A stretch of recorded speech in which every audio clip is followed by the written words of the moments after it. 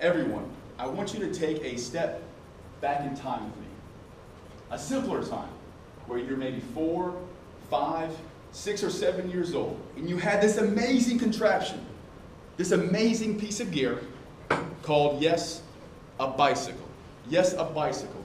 Imagine with me, close your eyes, and imagine that first magical time when you got on that bike and you alone riding down the street, magically on your own 2 wheels, no support from mom, dad, sister, or brother, no support from training wheels, but you and you alone are riding that bike. Open your eyes. I'm telling you right now, today, in your 20s, 30s, 40s, 50s, and beyond, you can still have that same joy and excitement on a bike today as you did when you were a young man or woman. Hello everyone, my name is Sean Hobing, and this class is going to be on cycling genres. The purpose of this class is for everyone here to leave this classroom and be able to describe 3 distinctive types of cycling genres. I'm going to do that by covering the following topics. I'm going to talk to you about 1, road cycling, number 2, mountain bikes, and last but not least, I'm going to talk to you about commuter cycles. Let's go ahead, I got a short period of time, and move right on into things. Number 1, road cycles. When you think of road cycles, I want you to think of the Tour de France, probably the most popular bike race in the world, and that is arguable. When you think of the Tour de France, you probably also think of the Lance Armstrong, and he rode a similar style bicycle. These bikes have much smaller wheels for less rolling resistance, much more compact frames. As you can see from that rider depicted here, he is much lower to the ground. It could actually be uncomfortable for you. What is this doing for him or her or that cyclist? It's allowing him or her to become more aerodynamic, meaning you are getting from point A to point B just that much faster. Road biking and road cycling is all about speed and intensity, getting you from point A to B as quick as possible. You got to be careful on road bikes as well. In 2010, based on National Highway Traffic Safety Administration, 618 cyclists were sadly killed and an additional 52,000 were injured due to vehicle crashes. You've got to be aware that you are sharing the road with other cyclists and motorists. All right, we talked quickly about road cycles. Let's move right on into mountain bikes.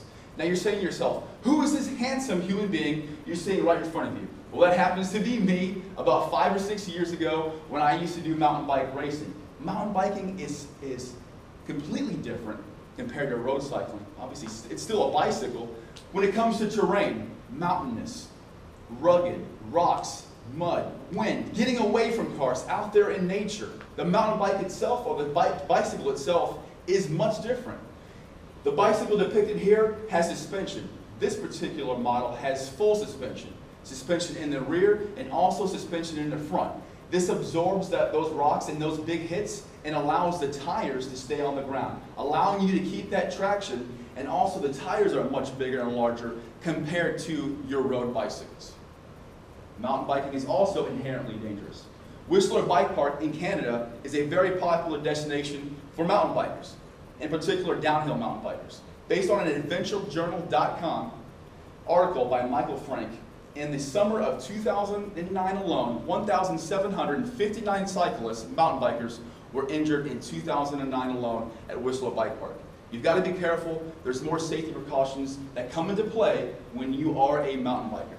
All right, let's move right into our last topic, which is commuter cycles.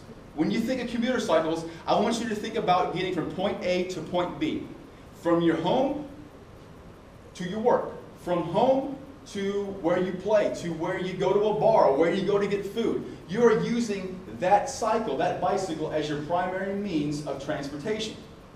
It can be any style of bike. It could be a mountain bike, it could be a road bike, or something in between. As shown right here, here's a perfect example of a commuter cycle or a bicycle that's designed to be more comfortable, for the rider. Larger tires, and also the options for you to attach things to the bike so you can take your work, computer, etc. from home to work and vice versa. Here's an interesting fact. Max Glaskin recently wrote a book called Cycling Science, How Rider and Machine Work Together. It says if a cyclist and a pedestrian expend the same amount of energy, the cyclist will go 3 times as fast due to the efficiency of the bicycle. Think about that. The same amount of energy on a bicycle, you would be going 3 times as fast. Today, Ladies and gentlemen, I've talked about number one, road bikes, road cycling, mountain biking, and last but not least, I've talked to you about commuter cycles. I am confident with this information that all of you here can now describe distinctively 3 types of cycling genres. And even the bigger picture, you are now able to maybe decide what type of bicycling or cycling genre is right for you. Let's go right on back to what I talked about in the beginning. I'm telling you right now, I'm telling you, you can still have that same joy, passion, and excitement and adventure riding a bike today as you did when you were a young man or woman. Ladies and gentlemen, thank you for your time and enjoy the rest of your day.